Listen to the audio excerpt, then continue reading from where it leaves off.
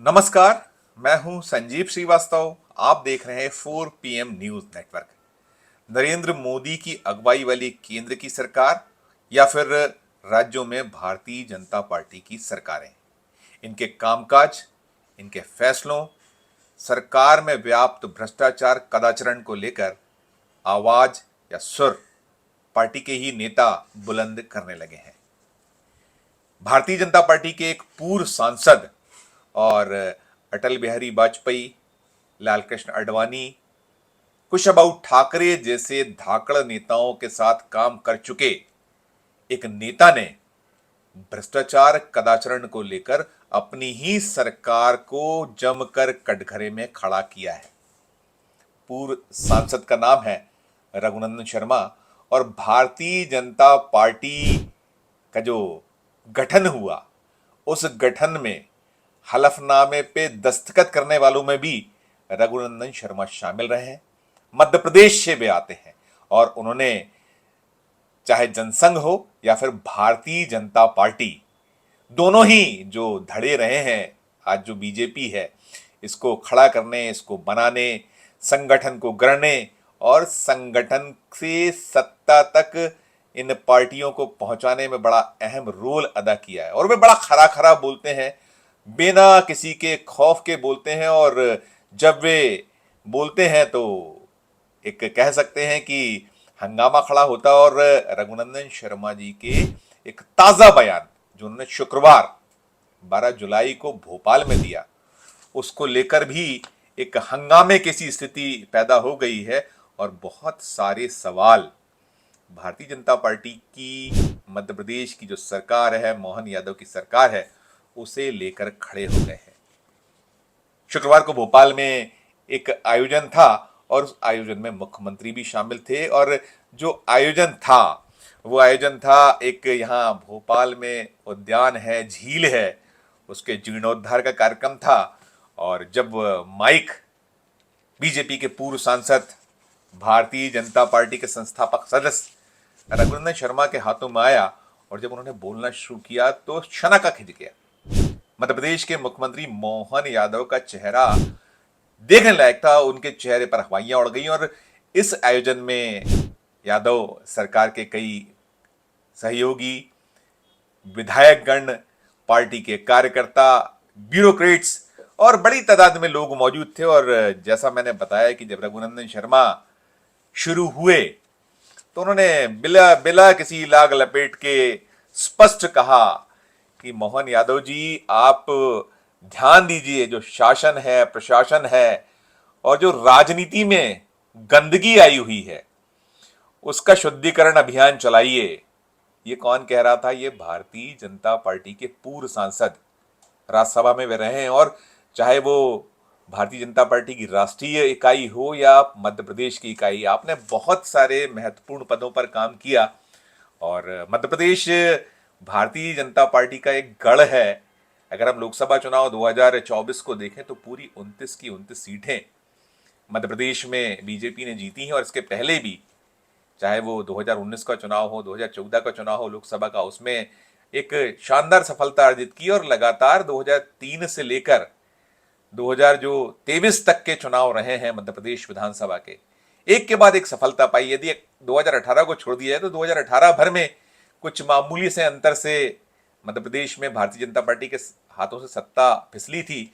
और वो फिसली सत्ता को ज्योतिरादित्य सिंधिया की मदद से पा लिया गया था, बीजेपी फिर सत्ता में आ गई थी। लेकिन जो बीते 20 सालों में न केवल मध्य प्रदेश या भारतीय जनता पार्टी शासित राज्यों में जिस तरीके की गंदगी आई है, या जो केंद्र में 10 सालों से बीजेपी की अगुवाई में एनडीए की सरकार है, वहां जिस तरीके की अलग अलग स्थितियां पैदा हुई हैं, वहां भी जो एक वैक्यूम है, दिग्गज नेताओं को किनारे कर दिया जाना और एक अलग तरह की राजनीति, और वहां भी जो जिस तरह के भ्रष्टाचार के मामले हो, कदाचरण के मामले हो, लगातार आते हैं। और ये जो रघुनंदन शर्मा है, बेबाक बोलते हैं और बिना किसी लाग लपेट के, जैसे मैंने कहा, बोलते हैं। और जब बोलते हैं तो खतरनाक बोलते हैं। तो ऐसा ही कुछ रौद्र रूप शर्मा जी का था। उन्होंने बहुत सारी बातें की हैं और उसमें जो खास बातें की हैं, उन्होंने कहा है मुख्यमंत्री से कि जो सत्ता में दलालों का प्रवेश हो गया है, उन दलालों को दूर कीजिए। ये दलाल सत्ता के ये बर्बाद कर रहे हैं, उसका ध्वनि ये थी रघुनंदन शर्मा जी के, जैसे मैंने कहा शना का खिंचा हुआ था जब वे बोल रहे थे। और उन्होंने कहा कि जो सेवा के लिए बैठे लोग हैं, उनका इशारा मंत्री, उनका इशारा नौकरशाह, मशीनरी सरकारी सबकी ओर था। उनका इशारा अपने दल के नेताओं कार्यकर्ताओं की तरफ भी था कि इन्हें सेवा करना चाहिए। लेकिन ये सेवा करने की जगह लोगों से सेवाएं ले रहे हैं। आजकल एक चलन है, पूछा जाता है कि भाई हम तो आपका काम कर देंगे, हमारी सेवा आप क्या करोगे? और सेवा के बदले में अलग अलग तरह के रूप और रंग सामने आते रहे हैं, और कई तो बड़े विद्रूप रूप हैं कि सेवा के बदले में क्या कुछ मांगते हैं अफसर, क्या कुछ उनकी डिमांड होती है, क्या कुछ नेताओं की डिमांड होती है। बहुत तेरे उदाहरण है। पैसा रुपया तो सेवा के तौर पे ले लेना, रिश्वत के रूप में ले लेना अलग चीज है, लेकिन अब तो शरीर भी मांगा जाने लगा है। ऐसे भी उदाहरण मध्य प्रदेश में सामने आए। तो बड़ा एक सचेत किया है रघुनंदन शर्मा ने। ये जब बीजेपी की स्थापना हुई थी, उस स्थापना में जो हलफनामा दिया गया है केंद्रीय चुनाव आयोग को, उस केंद्रीय चुनाव आयोग में दिए गए हलफनामे में ये रघुनंदन शर्मा जी के भी दस्तखत हैं। और पहला मौका नहीं है। रघुनंदन शर्मा इसके पहले भी, चाहे वो सरकार हो या संगठन हो, सभी को जमकर आड़े हाथों लेते रहे। और जब वो एक रौद्र रूप में आते हैं तो वो रुकते नहीं हैं। उन्होंने कहा है कि कई बाहरी लोग भी दलाल के रूप में, एजेंट के रूप में सत्ता में घुसते हैं, सत्ता और जनता के बीच में बिचौलिए बन जाते हैं। इन बिचौलियों को भी दूर करने की आवश्यकता है। वो भी एक तरह की गंदगी है। एक ये उन्होंने कहकर सनसनी फैलाई है, हंगामा खड़ा हो गया है, इसके निहितार्थ निकाले जा रहे हैं। और रघुनंदन शर्मा का इशारा केवल मध्य प्रदेश तक सीमित नहीं है। ये भारतीय जनता पार्टी के जिन भी राज्यों में सरकारें हैं, सत्ता में वो है, और वे सबसे ज्यादा यदि कहीं आक्रोशित रहते हैं, इसके पहले भी जब वो बोले हैं, तो उनका कहीं ना कहीं दर्द मर्म जो पार्टी के देव दुर्लभ कार्यकर्ता हैं उनकी अनदेखी, उन्हें ना सुना जाना, उन्हें ना तवज्जो दी जाना, ये भी उनके मर्म का विषय रहा है। और जो अब तो भारतीय जनता पार्टी कहती रही है कि कांग्रेस मुक्त भारत, लेकिन हुआ यह है कि मध्य प्रदेश हो या बहुत सारे अन्य सूबे हो या केंद्र में बैठी जो पूरी की पूरी इकाई है भारतीय जनता पार्टी की, वो तो कांग्रेस युक्त भारतीय जनता पार्टी हो गई है। बड़े तंज कसे जाने लगे हैं। और ये वो नेता है जिन्होंने कभी समझौते नहीं किए। अटल बिहारी वाजपेयी जी, एक वोट से सरकार गिरी थी। और याद करिए वो संसद में वाजपेयी जी द्वारा दिया गया भाषण। अटल बिहारी वाजपेयी जी ने कहा था कि मैं चिमटे से भी उस वोट को छूना पसंद नहीं करूंगा जो मेरी सरकार को बचा के ले जाए। ऐसी सरकार मुझे नहीं चाहिए। 13 दिन में सरकार गिरी थी, फिर 13 महीने चली, और फिर लंबा एक कार्यकाल उनका रहा। 3 बार वे प्रधानमंत्री देश के बने। लेकिन अटल जी ने भी कभी समझौते नहीं किए। और जो आज देश की राजनीति में हो रहा है, जो कुछ चल रहा है, बदले की राजनीति, एक विरोधियों को कुचल देने की राजनीति, बार बार नरेंद्र मोदी जी तो इसीलिए कटघरे में खड़ा किए जाते हैं, चाहे वो उनके बहुत खास साथी केंद्र की सरकार में मंत्री, गुजरात में बड़े एक दौर रहा था उनका अमित शाह साहब, उनके ऊपर भी आरोप, यही आक्षेप लगते हैं। जो संवैधानिक संस्थाएं, उनको नेस्ता नाबूद कर दिए जाने के आरोप हैं, उनका दुरुपयोग किए जाने के आरोप है। तमाम जो सत्ता की गंदगी, सत्ता में जिस तरीके का एक विद्रूप रूप देखने को मिलता है, जिस तरीके का एक डिटोरिएशन निरंतर होता जा रहा है, उन सबकी ओर ही बार बार ये जो वरिष्ठ नेतागण हैं, जिन्होंने जनसंघ को जनसंघ बनाया, जिन्होंने भारतीय जनता पार्टी को भारतीय जनता पार्टी बनाया, 2 सीटों से 89 और 89 से फिर जो एक बढ़ता चला गया कद भारतीय जनता पार्टी का जो चुनावी राजनीति में होता है, फिर एक के बाद एक राज्यों में फतह का सिलसिला। लेकिन नहीं, ये जो रास आ रहा है, जिस तरह की गंदगी, एक बहुत एक विद्रूपता निरंतर चली आ रही है, उसे नहीं पसंद कर रहे हैं ये नेता। तो आज वही कुछ रूप दिखा रघुनंदन शर्मा जी का। उनसे पूछा गया इस बारे में, मीडिया ने अलग से भी उनसे बातचीत की, तो उन्होंने स्पष्ट कहा कि नहीं, ये जो स्थितियां हैं उसमें ठीक नहीं है।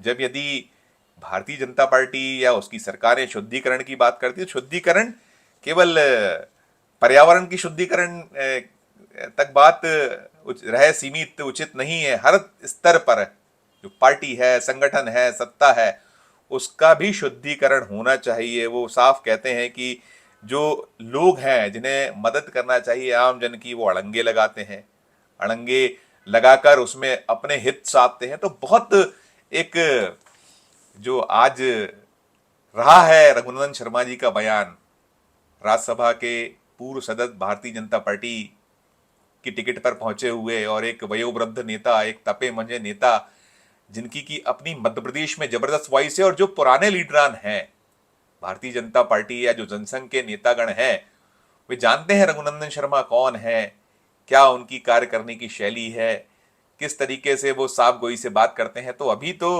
ये रघुनंदन शर्मा का जो ताजा बयान है, जिसमें उन्होंने मध्य प्रदेश के मुख्यमंत्री मोहन यादव को ताकीद दी, और उस ताकीद में न केवल मोहन यादव बल्कि उनके जो साथ काम किए और उनके जो नीचे काम कर चुके नेतागण, पार्टीजन, उन्हें भी संदेश दिया है। और पूरा का पूरा जो, चाहे वो सरकारी मशीनरी हो, चाहे वो ब्यूरोक्रेट हो, और चाहे नेता हो, कार्यकर्ता हो, सबको उनकी ताकीद के बाद एक शनाका तो मध्य प्रदेश में खिंचा हुआ। और ये जो निकली है बात मध्य प्रदेश से, ये दूर तलक जाने वाली मानी जा रही है। और वे पहले भी कहते रहे। एक बार उन्होंने कहा था मध्य प्रदेश में पिछले दिनों की, जब यहाँ मध्य प्रदेश में चुनावों की बेला थी, अभी हाल ही के चुनावों में विधानसभा के चुनाव थे, 5-5 प्रभारी, तो बड़े एक तंज कसते हुए रघुनंदन शर्मा जी ने कहा था कि 5 पतियों वाली द्रौपदी की ऐसी दुर्दशा, जैसी दुर्दशा हो रही है वैसा यहां हो रहा है मध्य प्रदेश में।